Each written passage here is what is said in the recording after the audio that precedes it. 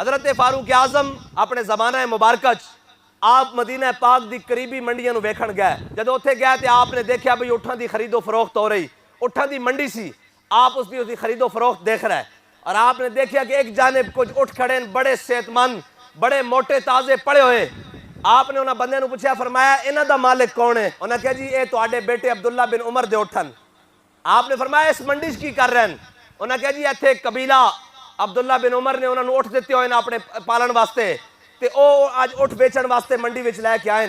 आपने फरमाया इस इलाके दे सारे उठ मौजूद हैं, इन्हां दे उत्ते जनाब इतनी चम कोई नहीं, इतनी चर्बी कोई नहीं, इतनी सेहत इन्हां दी कोई नहीं। ऐ मेरे पुत्र दे उठां दे उत्ते जनाब इतनी सेहत कित्थों आ गई? आपने फरमाया अब्दुल्ला बिन उमर नूं बुलाओ। हजरत फारूक आजम उससे मंडी खड़े हो गए। अब्दुल्ला बिन उमर आए, फरमाया अब्दुल्ला बिन उमर उठते रहन। उन्हें अर्ज की थी हुजूर अब्बा जान है मेरे ही उठन। फरमाया ए तू इत्थे रखवाए पालन वास्ते?